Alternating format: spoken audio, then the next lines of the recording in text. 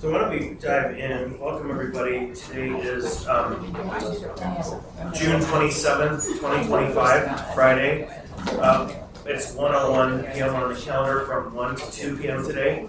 We're here to discuss AO 2025-70, which is an ordinance of the Anchorage Assembly amending Anchorage Municipal Code, Chapter 16.55, Anchorage Child Care Licensing Code to reduce burdens on licensed child care providers by repealing Section 16.55.060, 16.55.115, and 16.55.180, and amending Section 16.55.170 and 16.55.250. We'll start with introductions. Mr. Johnson. Zach Johnson. Jerry Gerber. Scott Myers. Keith Forward. Aaron Bobby, Ann Raleigh. Christopher Constant. Any members on the phone? Seeing here none, then we'll proceed to welcome our presenters. Kimberly Cratch, Director for the Anchorage Health Department. Darcy Montalvo, Human Services Division Manager for the Anchorage Health Department. Dawn Steep, Child Care Licensing Supervisor for the Anchorage. So we also have Mr. Hurd, Assembly Legal, and it said it was drafted by the Department of Law. I'm kind of surprised it's not one of them here, but that's okay. I think Director Ash probably has machines. Go ahead. Yes, also the Department of Law should be on the phone, but if not. Other than Mr. Gates on the phone, is there anyone else? Other than the interpreters? Oh, okay, so for now, you have the floor. Thank you so much. Good luck, Matt. Today we're going to be talking about the changes that we have proposed to AOC 16.55. I have a presentation. This document, or this AO and AR will be coming back to the body on the 15th of July. Is somebody unmuted on the phone? Oh, they're muted. Thank you. Go ahead. All right, perfect. Thank you so much. Excuse me, so you will be seeing this document come back to you for a vote on the 15th of July. In today's agenda, we're going to go over the timeline of AMC 16.55, the community feedback and the ways that we receive feedback, our survey results. We had sent out a survey in 2024. How the health department is trying to reduce barriers to child care licensing of homes and facilities within the municipality, the proposed changes, and then some next steps that we have envisioned for our community. So, sorry about my voice, it's a little crackly. Starting off in August of 2016, Child Care Licensing in the municipality adopts the State of Alaska Child Care Program Office statutes, regulations, policies, and procedures. We continue to operate under those to current. As of March of 2020, the states and cities order widespread schools closures, hoping to curb the spread of COVID, but child care programs are urged to remain open for essential workers in the child care needs. In March of 2021, between 16,000 and 20,000 child care programs closed per a report from the Child Care Aware of America as a result of the pandemic. The American Rescue Plan Act is signed into law, and $24 billion for child care stabilization grants is provided to states. Alaska received $45.3 million in child care stabilization grants. However, child care programs continued to decline at that time. As of September of 2023, federal funding for child care services from the ARPA ends September 30th of 2023. March and April of 2024, our child care licensing program started to continue to see actually the decline of licensed child care facilities within the municipality. And so in order for us to figure out what was going on, we needed to send out a survey to all of our licensed child care administrators. So we did so in March, and it closed in April of 2024. And this was an intent to identify those barriers to child care as more homes and centers continue to close. As of August of 2024, the Anchorage School District changes the school schedule, which created an additional impact to parent schedules and child care staffing needs here within the municipality. In March of 25, our child care licensing team met with the ACE board to provide the preliminary briefing describing some of the recommendations for change. And then in their June 1st meeting, we presented with them again the final changes that we have, that you see in front of you in the AO. And they did vote on it with resounding positivity and approval of the recommended changes that we had. Additional history, so you can see on this chart the overall decrease of licensed homes and centers from February 2020 to 2025. Again, during COVID, when most businesses closed, either temporarily or long-term, child care facilities made great efforts to remain open. In Anchorage, there was health and safety measures required that were frequently updated, and each new measure required more time, effort, cost, and staffing, and made for fewer children that could attend at the time. Facilities were stretched thin with staffing and with financial worries. Through COVID and following that, many facilities either closed temporarily or just never reopened. In addition, THREAD has noted an overall decline of available licensed child care throughout the state and is currently seen to be at 25% fewer than pre-COVID, which is that rate that you see at the bottom there. Hold on, real quick. Let's start first for the record. 104, Ms. Silver's joined us, Ms. Farley has a question. Yeah, thanks. And this is maybe more a follow-up than digging into it today. I just want to be cautious, or at least say childcare has been very expensive and difficult to operate for many years in this city. And so I want to make sure that we're not, and I know this is, I'm guessing it's in your intent, that we're not characterizing this as COVID broke the system. Because I understand the reason to show that, but I think also that it gets us into a side conversation about, when millions of people died, what do you do as a public health intervention? So I want to put that on the record, but I would be interested kind of in a longer, if you guys have data on the number of licensed facilities, and especially kind of how many open versus how many closed, maybe over the last 10 years, back to 2015. Again, not to derail the conversation here, but I think it's just really important because I remember at least 10 years ago, my coworkers saying, I'm on a 6-month waiting list for my infant, right? I mean, so this is not a new problem, and it is very much not caused by COVID, and so I just want to really state that. But I would be interested in what that data is. Thanks. Thank you, Ms. Rarish. Yes, that is correct. This has been a historical problem across many cities throughout the United States. It's not just tied to COVID. However, we just wanted to, we only did a look back to the last 5 years, but we can definitely go back farther. And so again, it just shows the decline in licensed homes and centers that we are currently operating within the Municipality Act. So as a way to continue to receive our feedback and understand what the issue was, we received feedback, regular feedback from 3 main areas. And those 3 main areas are from parents, administrators, and child care workers. Parents, they provide copious amounts of feedback on the shortage of facilities and lack of space.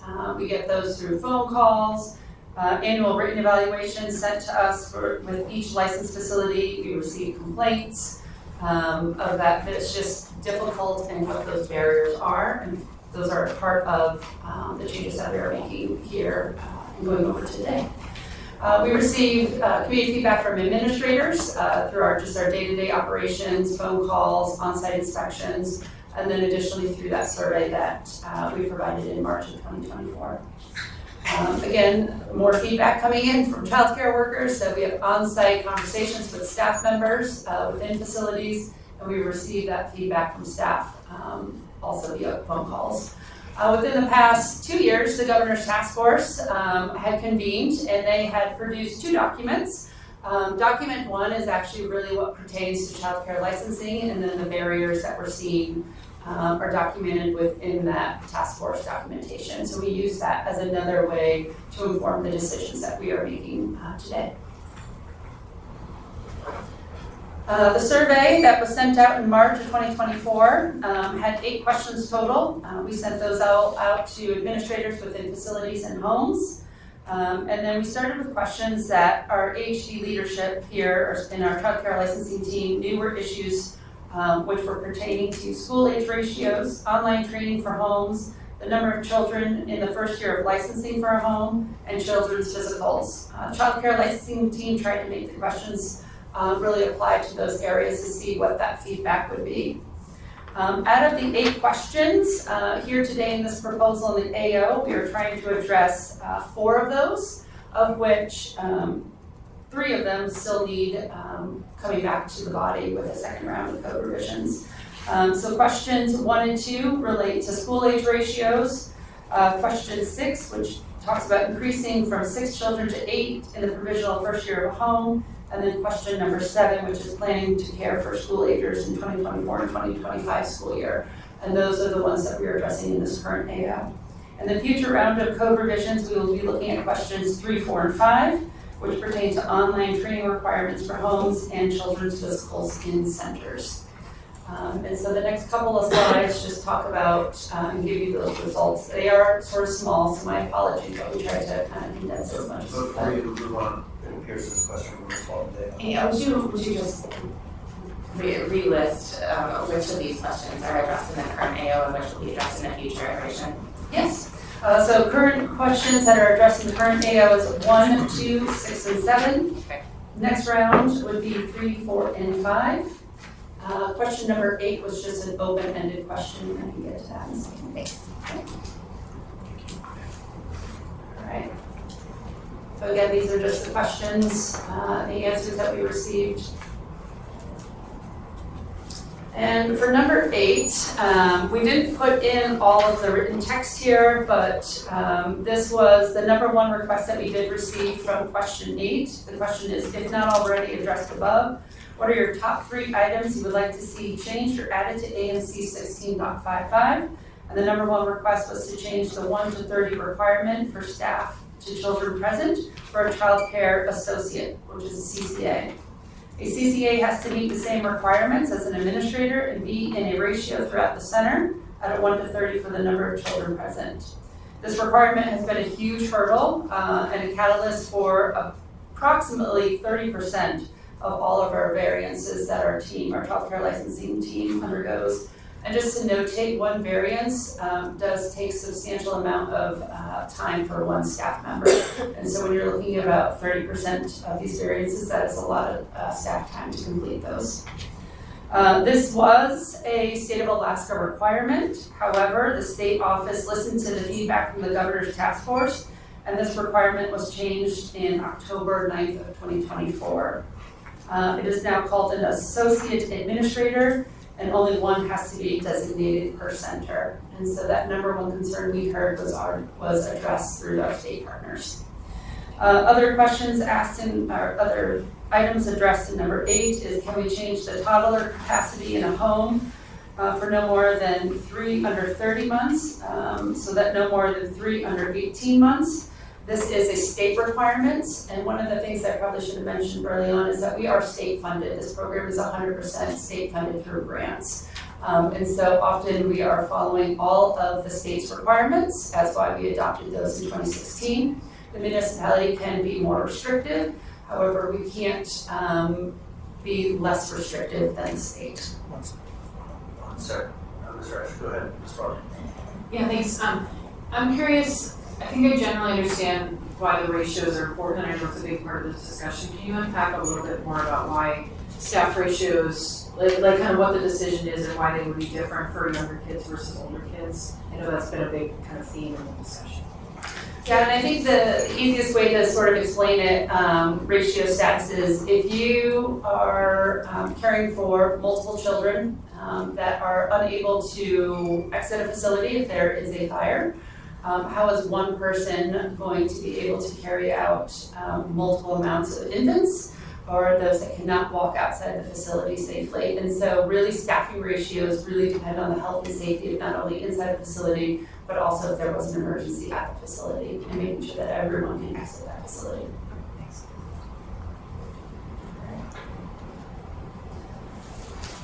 Reducing barriers. So how is the health department trying to reduce these barriers?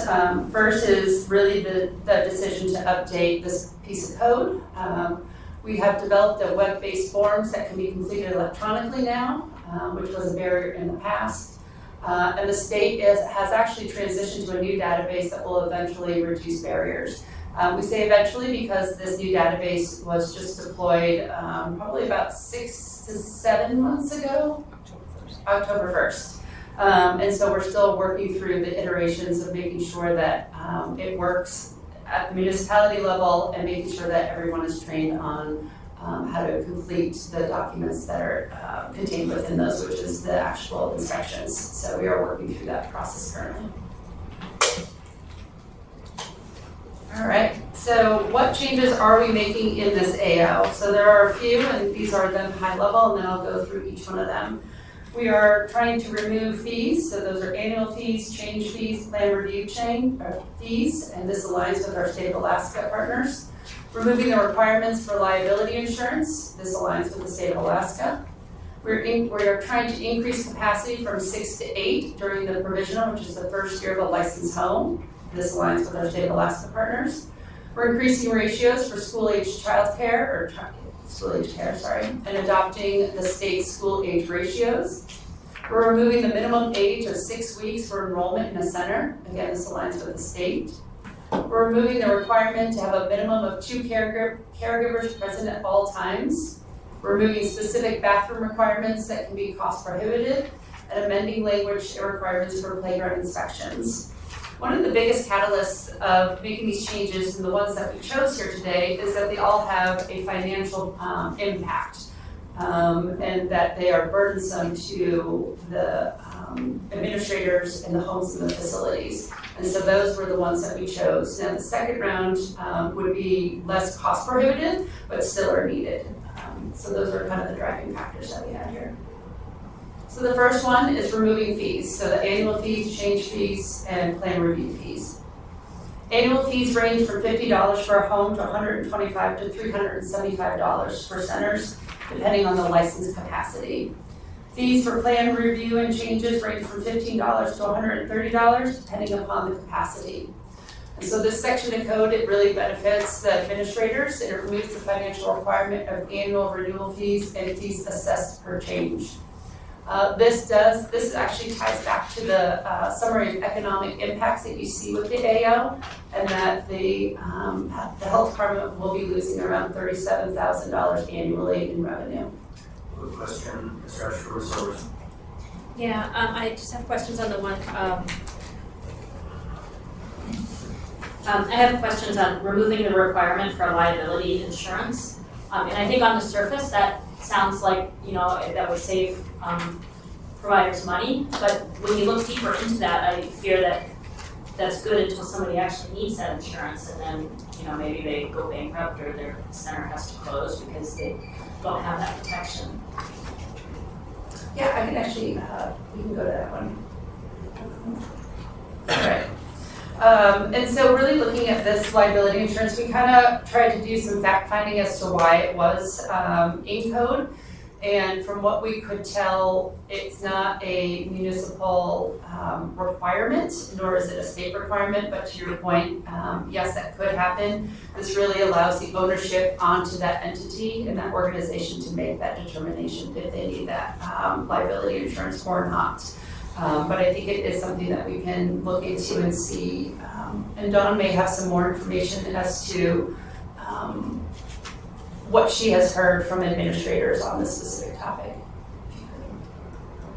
The idea behind this one really was to let this become a business decision. I don't know how many may choose to let go of it. I have, centers have a significant amount of liability, but homes do too, and we have had incidences where they've had to use it, and children have been hurt.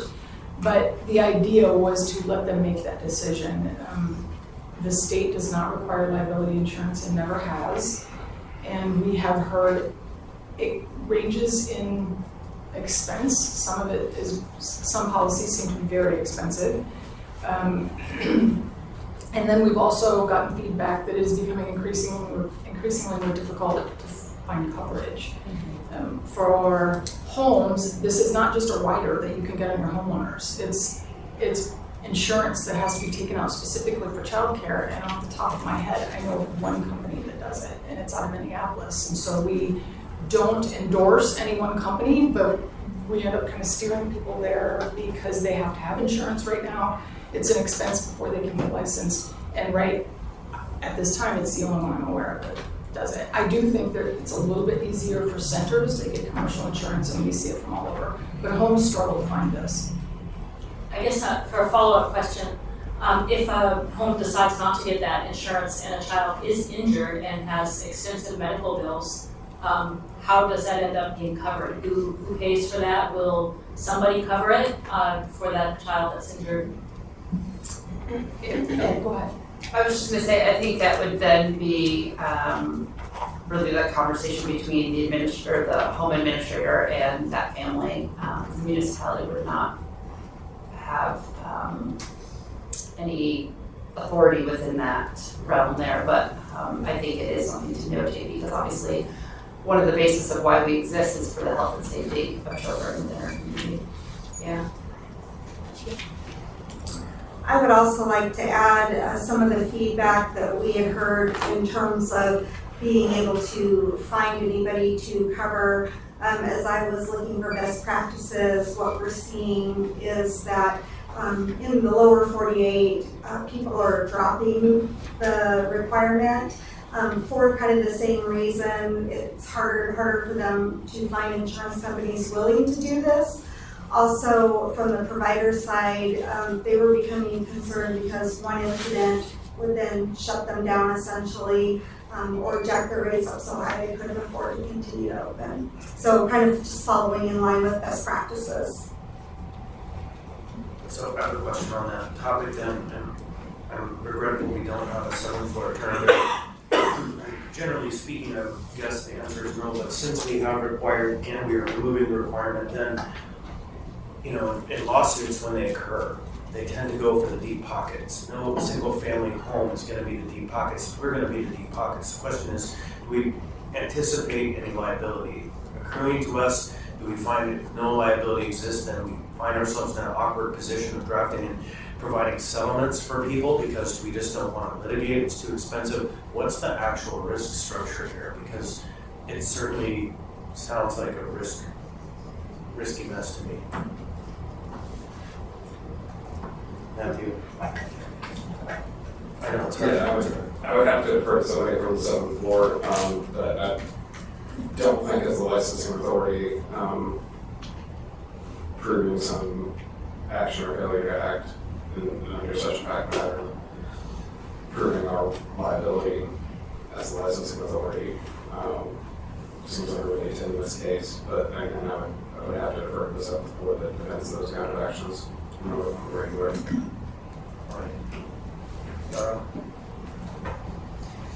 So to follow up, so you said that people are removing the requirements from places in the states, and that's kind of becoming the new best practice. I guess my question is, in those places that are removing it, have we seen any of examples of a child being injured and what happens from there? Who goes bankrupt? You know, who has to cover that? Does that child get medical care? And so I think that we really have to consider that because ultimately I think that, you know, our job is to make sure that the children in these care centers are safe. Yeah, and we can get with some floor legal and we can get back to you. Thank you. So, Jessica from the law is on the phone. She tried unmuting. Jessica. All the way through my answer. Sure. Jessica, if you are available, great. I just got a note from you that you are the one, so if you're there, hello. I mean, sure. I can really affirm what John already said in terms of this is a business decision for providers and facilities, one that the state has never required and that we've gone above and beyond requiring it as a policy decision. And I would point to, with regards to municipalities' liability on licensing issues, Alaska Statute 965.070, which provides some protection against any liabilities or damages based on issuance of a license. So that, you know, in matters of risk, there's always risk, and I can't make any promises about how people will pursue claims. But that the requirement of the municipality for insurance is what was a policy decision and not based on a state requirement, right? The municipality licenses child care centers within the municipality, the state licenses child care centers outside of the municipality, and child care centers outside of the municipality are not legally required to have insurance. That is a decision that the facilities make themselves. Thanks. So, did you have a follow-up? No. Ms. Silvers. I'm sorry, Ms. Mulder. Just wanted to share anecdotally, I've done quite a bit of work recently in the child care space, and I think there's two realities we need to be aware of. One is children get hurt, and they get hurt whether they're at a licensed child care facility or in their front yard, and that's just sort of the reality of childhood. And I think that there are risk mitigation factors that are already in place for any licensed child care facility that don't have anything to do with the insurance side of things, but have to do with risk management. And concurrent with that, there's also very frequently a pretty extensive waiver outlining, what parents are going to take responsibility for, what sorts of injuries might fall outside of what is considered normal for a toddler who's running around falling over. And I think we need to take that into account as well as, insurance is only one piece of the risk and liability equation, and to require insurance is very different than recommending insurance. I also think we need to keep in mind that the availability of care is a critical piece of this equation, and this is a significant barrier for many home-based providers because it is so incredibly difficult to find an insurance company that will cover home-based childcare. And this cuts across, this isn't just an Alaska issue, this really is a nationwide issue. And so by requiring insurance, we are creating a de facto cap on how many home-based providers we can actually have in our city. And when I say that we are at a crisis point in terms of the supply of childcare, we really are. So I hear the concerns about child safety, child welfare. Obviously, that is top of mind. I also think that we need to trust providers and trust the people who are doing this work as a profession to be able to make that decision for what makes the most sense for their particular center. Note that Mr. Martinez joined us at 1:25, and I do have one follow-up to that. Kind of recognizing all of those patterns and concerns, the 25% reduction in parents struggling, is there a reasonable expectation among parents that insurance is going to exist in that space? And is there, maybe then there's a notification requirement that goes in. This is not an insured facility, or this is an insured facility, because I think parents do reasonably expect that the place they take their kids to is going to be safe and have some form of insurance, just kind of assumed. I wonder, and maybe that creates a stigma, I don't know, but if there's no notice, no communication, maybe there's just a communication campaign that is run kind of third party or independent or abstract to the specific operator. Anyhow, I just wonder if there is a reasonable expectation that this will be insured. It's 2025. So anyhow, it's not enough to stop you from supporting this project, but it certainly is a question. Probably be feeding this one. If there's no one else, so go ahead. Okay, thank you. Okay, so this is next one. So the next couple of code changes, proposed code changes, is the four that are listed up here: increasing capacity from 6 to 8 during the provisional year, increasing ratios for school-age care, removing the minimum age of 6 weeks for enrollment in a center, and removing the requirement to have a minimum of 2 caregivers present at all times children are present. So this is the piece that is in code, and so that is highlighted there in yellow is what we are looking at changing. And so what are the benefits? So right now we are wanting to increase overall capacity from Ms. Orders had a question on the previous slide with the yellow. There you go. I was just looking at this and wondering, is there any appetite or ability to change the 19 to 36 months to 8 rather than 6?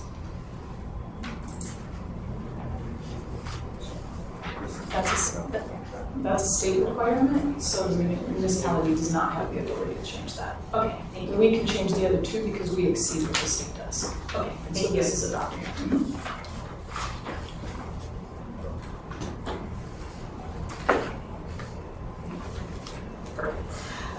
Okay, so increasing overall capacity from 6 to 8 during the licensed home first year, which allows for potentially more spaces for families while providing the administrator with the option for up to 8 children.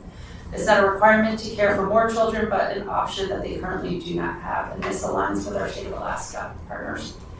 Increasing school age ratios was in place in 42 facilities who utilize the school age variance for the 24 to 25 school year. In the first year of ASD schedule changes where facilities have utilized high school students who now are not able to arrive until an hour after elementary school release, this will have flexibility with the ratios as supported facilities and allow for additional space for families to secure care for the age range. This aligns with our state of Alaska partners. Currently, we have 34 school age only centers with 9 additional all-day centers that also provide school age care. By removing the minimum age of 6 weeks, this allows centers to potentially meet more parents' needs, as not all parents have parental leave and must return back to work prior to an infant being 6 weeks of age. Spaces for age range fill quickly in homes, leaving parents with very few options. By removing the requirement to have 2 caregivers on site, this allows centers and staff, based on their business needs, knowing when a child will arrive and depart, and if it's more cost efficient to have 1 approved adult and 1 caregiver on site, rather than the requirement specifying that adults on site must be caregivers. And so really what these 4 do is it really allows for more space and allows for more of the ownership and decision-making to be placed on the entities themselves. Code change number 7 that we are looking at making is removing specific bathroom requirements that can be cost prohibitive. By removing the several specific bathroom requirements in centers, it provides for more opportunities for centers trying to open or for those wanting to remodel, as these requirements can be extremely costly. There would be no more separate adult bathrooms. An approved plan can be in place for the shared bathrooms. Approving sinks to be in the toileting area rather than requiring sinks to be in the classroom but outside the toileting area. And removing the wall height of a maximum of 42 inches for new or remodeled facilities. And again, this all aligns with our state of Alaska partners.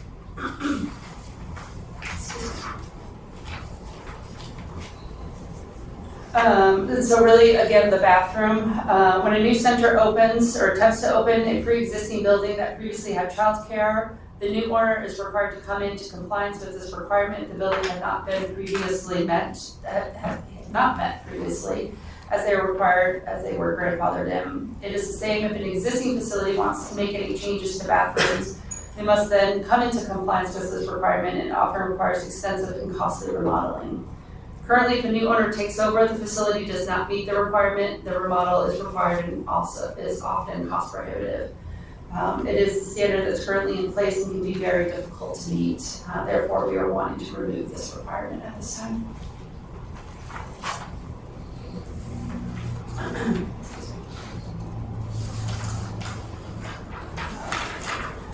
Proposed change number 8 is amending language or requirements for playground inspections.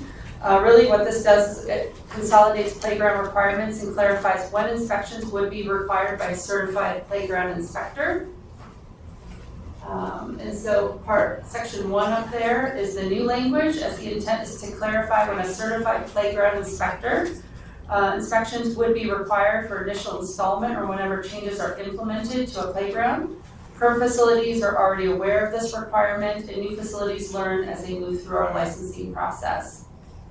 Sections 2 through 5 can be removed as the requirements are notated in state statute, which is 7 AAC 10.1060I, and additional provisions for entities licensed to provide childcare.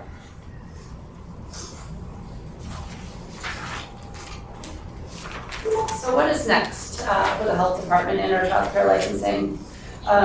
So if these proposed changes pass, licensed facilities will have more autonomy to make business and financial decisions that are tailored to the individual need and business structure, reducing costs and stress, shortening the licensing process for new applicants, and easing requirements during inspections. This also increases ratios for school-age care in centers and overall capacity for homes in the initial year, which increases opportunities for revenue, thus supporting facilities and remaining open and available to our community. Some community benefits that we see is potentially opening more child care spaces in centers for school-age care by moving from the 1 to 10 to the 1 to 14 or 1 to 18. and potentially meeting infant needs more if younger infants can be enrolled in centers and in homes, increasing by 2 spaces in the provisional year for a maximum capacity of 6 to 8 at any one time. This also has the potentiality of also adding available overall with easier processes for new applicants to become licensed. If this does pass, the child care team will immediately broadcast the updated changes to licensed facilities and update the child care program office at the state to get the changes incorporated into our new database so inspection reports can reflect those changes. Another thing that I mentioned earlier was that we would like to also have round 2 code changes, which would follow the same procedure. We would draft the changes, receive community feedback, engage with the ACE board, and then come to you all with those proposed changes. And some of those were listed earlier in the presentation that I provided. And so we would be looking at additionally doing a survey in a year to see how did these changes fare within our community, and really just trying to get a pulse on that, what that looks like 1 year after passage. I have a question for you. So the age change, the not restricting anything older than 6 months, what was the rationale for the 6 months, like, to the best of your knowledge, in the first place? It's 6 weeks. Or weeks? Yeah. Okay, so what's the rationale for 6 weeks? What's the rationale of changing it? No. What do you think the rationale was for having it in the first place? I think at the time that was a pretty common practice. This code was adopted, it was actually created and adopted in 2004. There was a large community committee that came together and created it.